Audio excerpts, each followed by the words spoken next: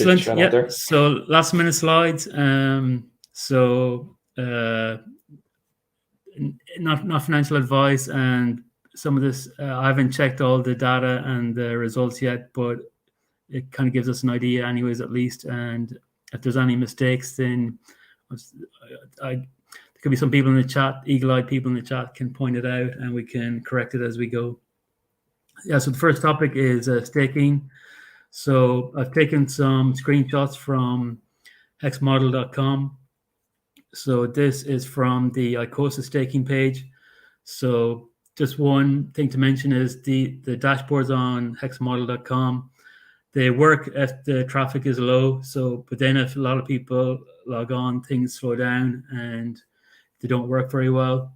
So hope to release a better version in the next couple of days or weeks, so that you can search for your individual addresses and see the stats a lot better. So the first topic is just seeded liquidity. So we are now, I think it's day 366 of Icosa contract. So happy birthday, Icosa and WhatsApp. The launch was 15th of August last year. So part of the yield for Icosa, WhatsApp, and Hedron stakers was the seeded liquidity. So 3.5 trillion Hedron was burned around 14th, 15th of August. And what this meant was that there was this 41,000 Icosa was sent to each of the three staking pools, Hedron staking, Icosa staking, and WhatsApp, every day to the pool. And depending on your percentage of the pool, you received that daily. So that was for 360 days. So we can kind of see there's this seed liquidity is kind of, putting in a base here on the yield, daily yield graph for Icosa. And we had some days which, this is because of the Hedron burning and other functions in the contract, but we can see the first 360 days, there was this kind of seeded liquidity. So this 3.5 trillion has expired now. So then on the 12th of November, when the auction started, there was another three quarters of a trillion, or 750 billion Hedron was burnt. And I think this was around the time we realized that there was no bonuses for staking. May or not be connected, but there was some Hedron was burnt by the one of the Hedron contracts. And this kind of topped up the 41,500 Icosa with another 8,300. And then that brought the total, minimum daily yield to each pool of, about 50,000. So this is just a snapshot of the yield graph again from day 290 up to 360. And we see the baseline is around 50,000. So what this graph is showing as well is that after day 360, the 41,000 had finished being deployed. And now we're just in a new era where there's just going to be 8,000 Icosa sent to the pools, plus whatever other yield is generated by the other functions. But for the next 90 days or so, there will be just 8,000 sent to the pools. And then after 90 days, roughly, there will be no seeded liquidity, and it'll just be the yield from the different functions, the auctions, the Hedron burning, things like that. Real quick question from the chat too. Is this on the Ethereum or PulseChain that we're looking at these charts? Yeah, so this one is the Ethereum yield. So the up until day, so this is the current day 366. So if we go back 90 days to 270, yes, so this is all Ethereum. Hope to launch the PulseChain charts in the next few weeks as well. So that'll be interesting to see the differences between Ethereum and PulseChain.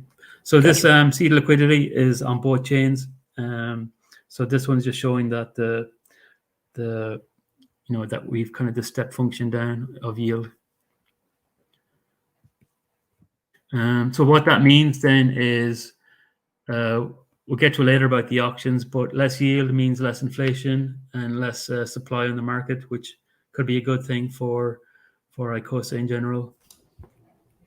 Yeah, so seeded for the first 360 days, and then so less yield now, less inflation. Okay, so yeah, I know we always talked about before you get in the first year or so, you can get a lot more yield. And then after that, as taper out, are we talking how big a reduction?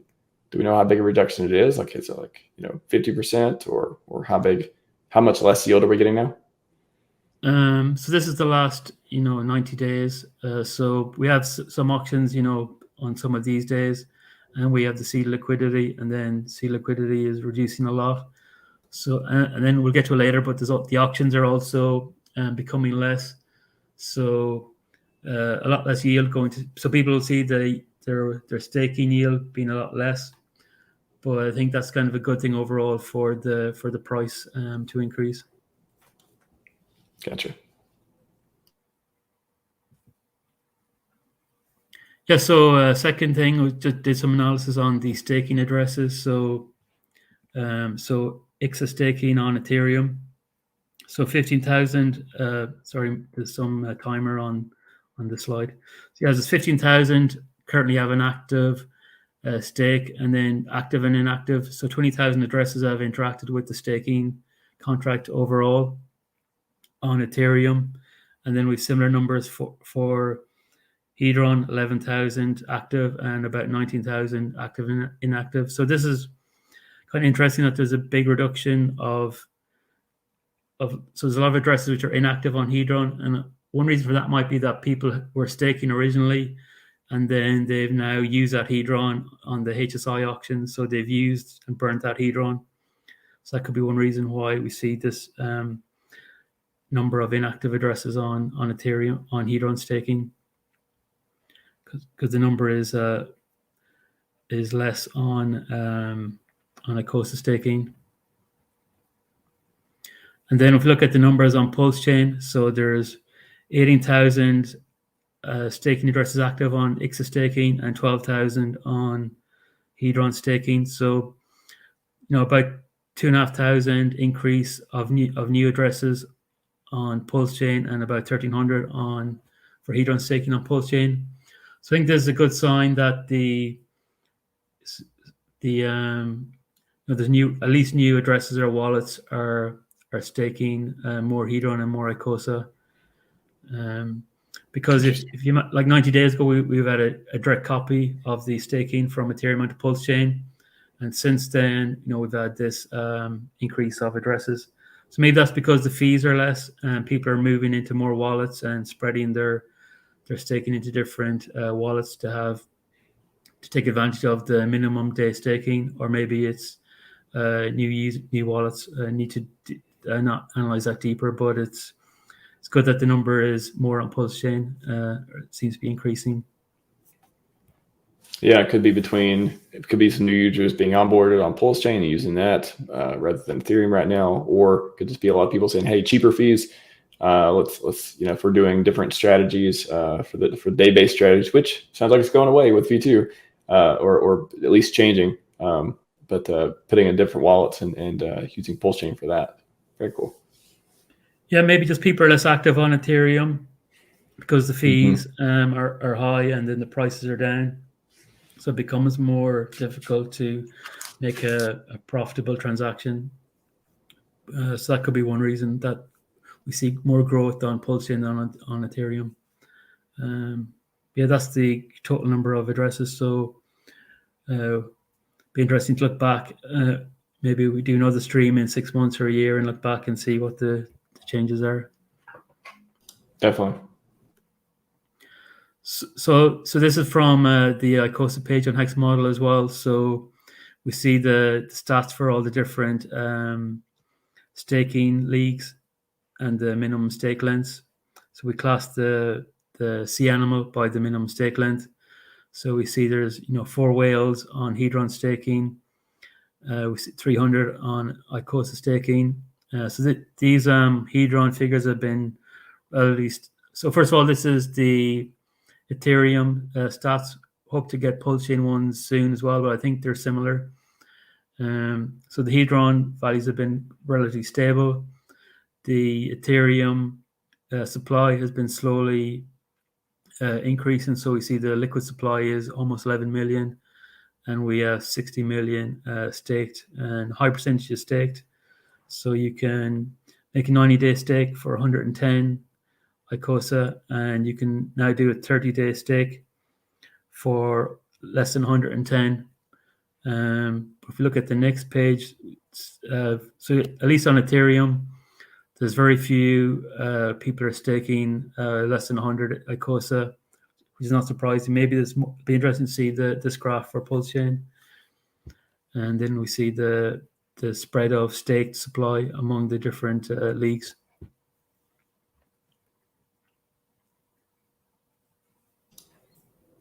Sure. Yeah. So this is kind of important for the. So it depends how long they're staked, of course, but it kind of gives you an idea of when the supply may or may not hit the market.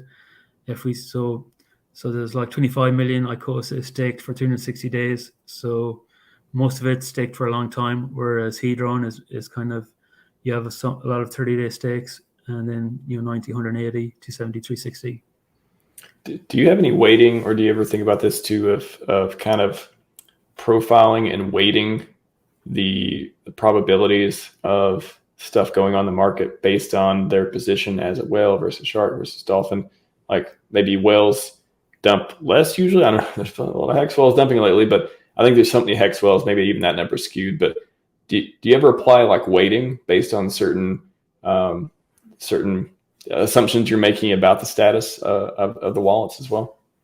So I don't have weighting, but it's now we're beginning to see it's getting interesting, because a lot of the whales have passed their 360 days minimum stake, and I don't have a screenshot of it, but if you on hexmodel.com, you can go to the Icosa staking page, and it shows at least the top 100 wallets, and you can see that some of the whales have now done their 360 days, and they're not in staking, they're just letting it run, and that could be because of maybe tax reasons, or they don't want to mint the new coins yet for other reasons. And then you can see some of the sharks and whales have renewed their stake and restaked, and they're now counting down again. So we're beginning to see that behavior and we can see it on the staking page. So I don't have a screenshot of it, but we can look at it after the slideshow. So this is just looking then at the future supply of ICSA staking, and this is the Icosa yield. So this is with 0 days remaining, we see there's 12 million Icosa, which could be ended. But this is the whales and the sharks who are not touching it and just letting it run. So it'll be interesting to see. This number will probably increase.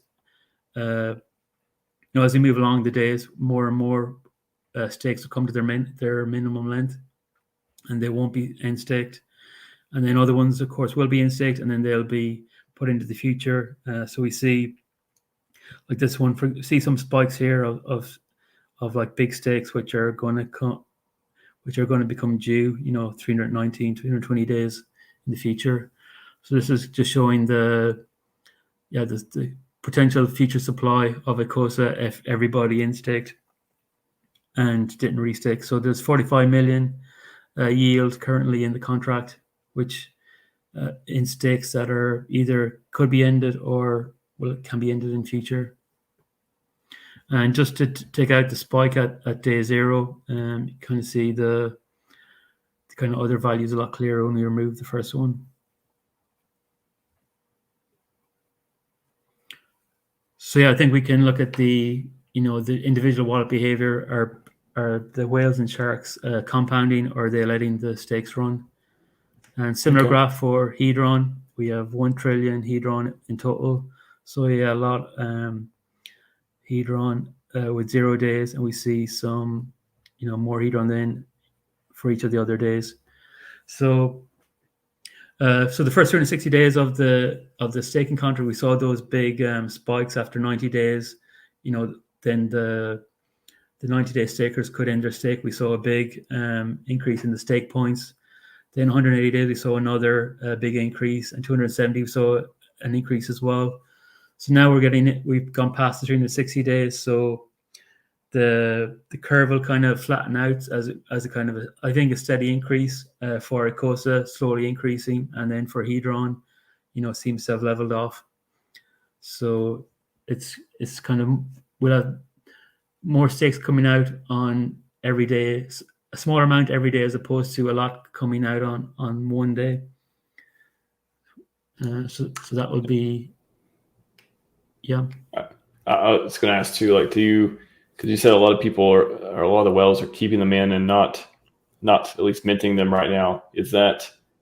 Do we have stats on the ones that have ended, or are people selling those?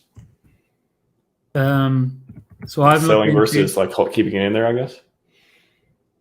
So I haven't looked at the analysis of that yet because we're just kind of 6 days into the end of the whale stakes. But yeah, it could be interesting to see if they're selling or restaking.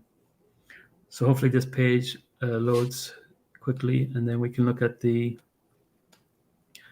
Yeah, so you can see here on Icosa staking. So we see there's for example, this third one here, they have staked 1 million Icosa, and they have like 2.5 million yield, and they're 6 days over their minimum term, and they haven't ended. So this 2.5 million is part of that 12 million that I showed.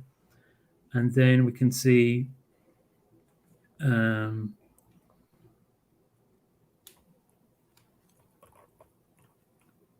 some I've staked like 13 days ago, or on the Hedron staking as well.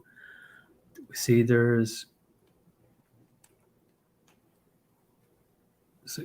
so we see some of these that have 0 days remaining, so these can end stake, but they're not. And then see there's, for example, some people then have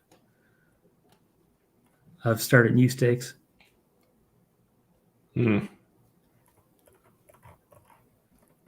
So that will be interesting to watch if there's the bigger wallets are not in staking or restaking, or if there's potential supply on the market. Yeah, so looking at all the ones who have, so you just sort by minimum days remaining, look at all the ones that have 0, and then and then that's how many you would know that stakes have ended, but they haven't took them out yet, haven't minted them yet. Yeah, so you can use this filter as well, filter down on ones which are coming on the ending soon. So the people who are pro price will say less supply is good for the price to go up, and then the other side is that, well, the staking yield is going down, so maybe people don't want to stake anymore, and they just end their stake and they don't restake and they want to sell it on the market. So you kind of the positive and the negatives there. So it'll be interesting to see. Definitely. And so this is so it's kind of a bit hard to see, but we have the spike at 90 days. We had the kind of another spike at 180 days. And now I think we're going into like a more of a flat line going up without these kind of spikes on Icosa. And for Hedron, we kind of flatlined a couple of months ago, and we had one big stake here, and that so people are restaking, but they're getting less stake points when they restake. So we're seeing this stake points going down, even though the amount of Hedron staked is the same. Interesting. So yeah, so this chart, it's a bit slow if there's a lot of traffic. So hope to replace this better so that it's easier to, filter and sort all of these staking stats, because it could be interesting to look at in future to see if, when the big stakes are coming out and what is the behavior. Definitely. Yeah, so that's so then the other part of the puzzle of Icosa Hedron ecosystem is the HSI auctions, of course. So this is on the Ethereum side, so it's very similar on the PulseChain side. So we see there's this kind of big spike of auctions back here. These are all like really tiny auctions that nobody started yet because fees on Ethereum are high. When PulseChain launched, I think somebody had a bot that started all these at the same time before the front end was available. So somebody got some good deals on all of these small HSI auctions, HSI HSI stakes. So the currently on Ethereum, there's 1,100 HSIs left, 860 T shares, which is about 6.5 million staked hex. So you can see the Hedron bonus ones are reducing as well. So we can zoom in on the future ones. So I think it's good to point out that if anybody's looking for cheap T shares, get your Hedron and participate in the auctions. So this is showing you all the upcoming ones that might be of interest on Ethereum and on PulseChain as well, because these, of course, were created like 90 days ago, so they would be created on PulseChain as well. So 55 kind of big ones in the future, 276 T shares, and some with the Hedron bonus. So this is just the table filtered by descending stake T shares. So we see from 32 down to 4 T shares. And then the ones with the Hedron bonus might be your last chance to get a HSI auction with the 10x Hedron bonus, some with 8 and some with 3. So there's 12 HSIs left and 32 T shares in total. So this is, I just selected my day range here for the future ones. Well, this one's in the past as well. So there's one that was forgotten about. And then just filter out the no bonus, and you can see these ones with the Hedron bonus attached. Nice. Yeah, a few 10x's left out there. Yes. So I think this chart is interesting. So we see a lot less HSI auctions than in the past. So again, less inflation. So interesting to see if we get back to the arbitrage point of Icosa and people start selling their HSIs back to the contract. It'll be interesting to see if that happens. And I think it's possible we could get there soon. Less supply, low liquidity. A small injection of capital could bring us back to the arbitrage point, which kind of kicks off the cycle again, where people start selling their HSIs to Icosa. There's more yield for stakers, so people are more inclined to get more Icosa and more Hedron and stake that to get the yield. So it's I think we're still see the kind of equilibrium of the whole ecosystem. I think we're getting into that phase where we're going to hit it soon. Very cool.